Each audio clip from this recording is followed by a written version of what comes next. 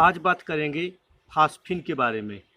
Phosphine क्या है, इसकी प्रयोगशाला विधि, इसके गुण और उपयोग। फास्फिन फास्फोरस का एक यौगिक होता है जिसका रासायनिक सूत्र PH3 है, जिसमें एक फास्फोरस परमाणु 3 हाइड्रोजन परमाणु से क्रिया कर ट्रिपल संयुग बनाता है। यह एक रंगहीन, ज्वलनशील और विषैली गैस होती है। शुद्ध फास्फिन गंधहीन होती है, लेकिन तकनीकी ग्रेड के नमूने में यह सड़ी हुई मछली या सिरके की गंध के साथ दिखाई देती है। यदि फास्फिन में फास्फोरस डाइहाइड्राइड की अल्प मात्रा मिला दी जाती है तो वह हवा में तुरंत जल उठती है। कार्बनिक फास्फिन एक उत्प्रेरक की तरह व्यवहार नहीं करती, वहीं कार्बनिक फास्फिन एक उत्प्रेरक की भांति व्यवहार करती है। प्रयोगशाला विधि।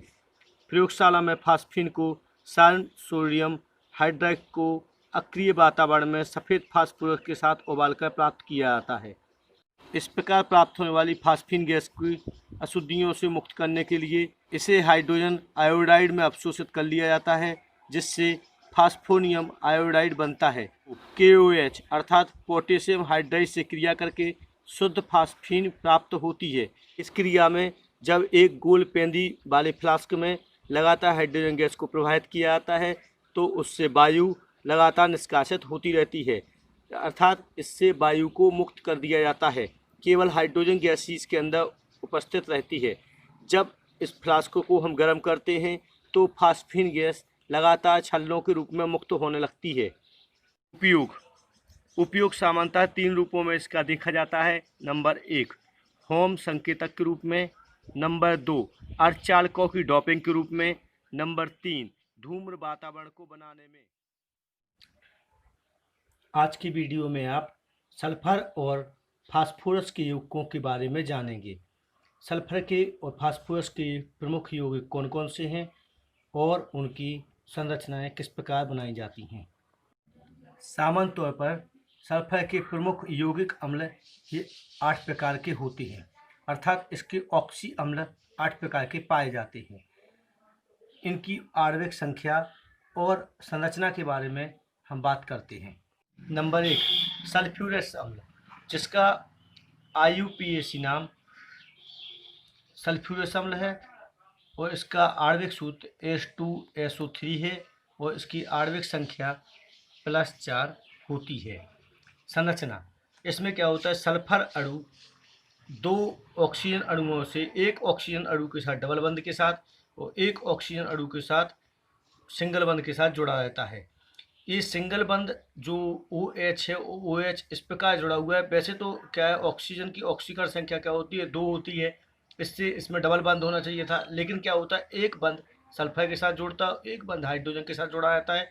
इसी प्रकार इसमें भी एक बंध ऑक्सीजन के साथ और एक ऑक्सीजन का बंध किसके साथ, हाइड्रोजन के साथ जुड़ा रहता है। इस प्रकार अवशेष रह जाते हैं 2 इलेक्ट्रॉन।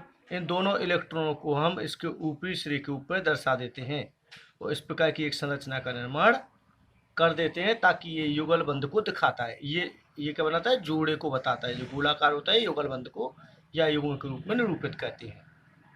नंबर 2 सल्फ्यूरिक अम्ल, इसका रासायनिक सूत्र IUPAC नेम H2SO4 है। ठीक है, इसमें क्या होता है, एक सल्फर परमाणु में चारों तरफ क्या होते हैं, एक एक ऑक्सीजन परमाणु जुड़े रहते हैं। ठीक है, चारों तरफ क्या होते हैं, ऑक्सीजन परमाणु जुड़े होते हैं। इसके अलावा जो हाइड्रोजन परमाणु होते हैं 2 सिरों के साथ जुड़े हुए रहते हैं, 2 सिरों के साथ जुड़े रहते हैं। अब चूंकि ऑक्सीजन क्या होता है, उसमें 2 ऑक्सीकरण संख्या होती है, तो सल्फर के साथ इसे 2 के साथ और इसको भी डबल के साथ जोड़ देते हैं। इस प्रकार हम इसकी सल्फ्यूरिक अम्ल की संरचना को प्राप्त कर लेते हैं।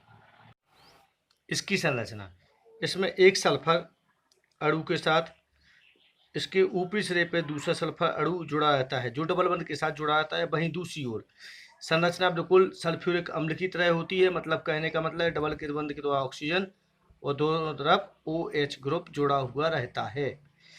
इस प्रकार क्या होती है, इसकी संरचना प्राप्त होती है। थायो से पता चलता है, जो थायो होता है शब्द, इससे पता चलता है कि ऑक्सीजन के अणु, ऑक्सीजन की संख्या क्या होगी, इसमें कम होगी और इसकी जो आणविक संख्या होती है वो +2 होती है।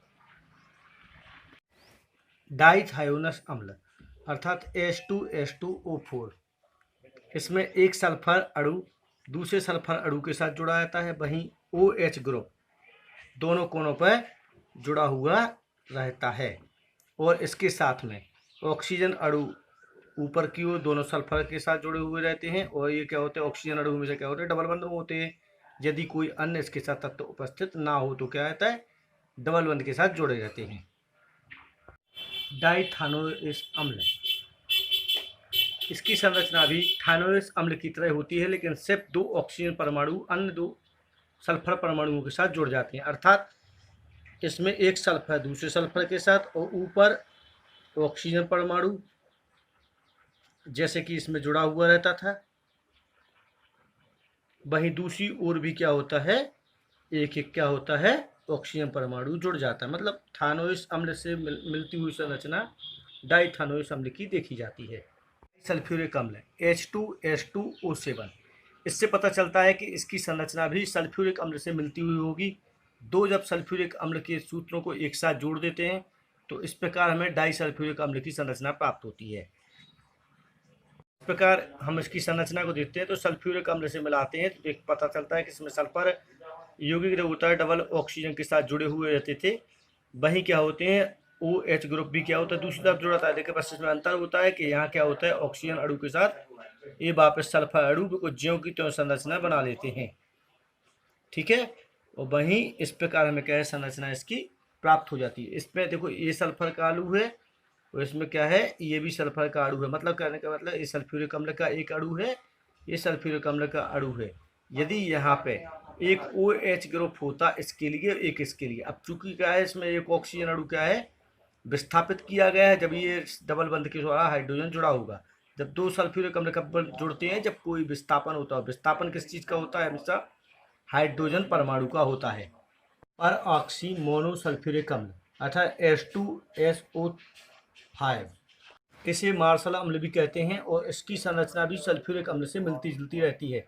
अर्थात इसमें सल्फर अणु ज्यों के त्यों ऑक्सीजन अणु के साथ डबल बंध के साथ जुड़े रहते हैं। वहीं क्या होता है, अन्य जो ऑक्सीजन अणु होते हैं वो क्रमशः जुड़कर OH ग्रुप के साथ जुड़ते रहते हैं। हमें पता है कि इसमें ऑक्सीजन के अणु कितना होते हैं, 5 उपस्थित होते हैं। इसलिए क्या होते हैं, सल्फ्यूरिक अम्ल की तरह ऊपर और दाएं ओर क्या होते हैं, दोनों ऑक्सीजन अणु जुड़े रहते हैं और नीचे की ओर एक OH ग्रुप जुड़ा रहता है। वहीं जो अन्य बचे हुए रहते हैं वो सिंगल सिंगल बंध के द्वारा जुड़े रहते हैं। तो ऑक्सीजन की विस्थापन क्षमता कितनी, ऑक्सीजन की जो ऑक्सीकरण संख्या है वो कितनी होती है, 2 होती है। तो एक इस तरफ जोड़ते हो, एक इस तरफ जोड़ते हो। भाई इसके लिए क्या होता है, एक इस तरफ जोड़ते हैं, एक इसके लिए। भाई हाइड्रोजन की एक होती है ऑक्सीकरण संख्या, इसलिए इसके साथ जुड़ा हुआ रहता है। ठीक है, पर ऑक्सी डाइसल्फ्यूरिक अम्ल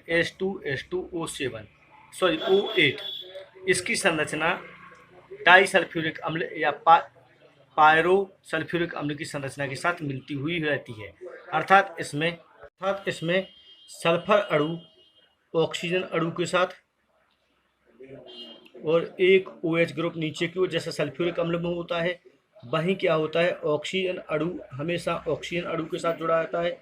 वहीं जैसा इस तरफ संरचना है वो सेम इसी तरफ ऑक्सीजन की सल्फर के साथ जुड़ना है। इसी प्रकार होता है, ऑक्सीजन की सल्फर ऊपर की ओर जो होती है भी सल्फ्यूरिक अम्ल की तरह संरचना पाई जाती है। मतलब सल्फर अणु ऑक्सीजन अणुओं के साथ ऊपर डबल बंध के साथ, वहीं नीचे का होता है OH ग्रुप के साथ जुड़ा रहता है। इसमें जो ऑक्सीजन अणु होता है वो अन्य ऑक्सीजन अणु के साथ जुड़ता है और सेम संरचना जो पीछे वाली होती है फिर से दोहराई जाती है। अर्थात क्या मतलब है कि सल्फर जो अणु होता है वो डबल बंध के किसके साथ जुड़ा रहेगा, ऑक्सीजन के साथ। जैसे ऐसे नीचे है, ऊपर भी ऐसे सल्फर अणु किसके साथ जुड़ा रहेगा, वो भी O ग्रुप के साथ जुड़ा रहता है। और नीचे की ओर कैसा होता है, वैसा के वैसा OH ग्रुप के साथ जुड़ा रहता है। डाई से पता चलता है कि इधर भी और इस तरफ भी दोनों तरफ क्या होता है, सल्फ्यूरिक अम्ल के सूत्र लगते हैं। माने डाई है, पता चलता है कि डाई से पता चलता है दोनों तरफ क्या होगा, सल्फ्यूरिक अम्ल होगा लगातार। और इसमें पर ऑक्सी से पता चलता है कि ऑक्सीजन के साथ जुड़ा हुआ रहेगा। ठीक है, और इसकी जो आणविक संख्या होती है वो +7 होती है। ये सभी सल्फर के ऑक्सी अम्ल थे। इसी प्रकार हम फास्फोरस के ऑक्सी अम्लों के बारे में अगले वीडियो में बात करेंगे। ठीक है, तो अगले वीडियो के लिए लिंक दी गई है, तो उसको देखें और उस पर क्लिक करके उसको ज़रूर देखें ताकि पूरा का पूरा वीडियो आप लोग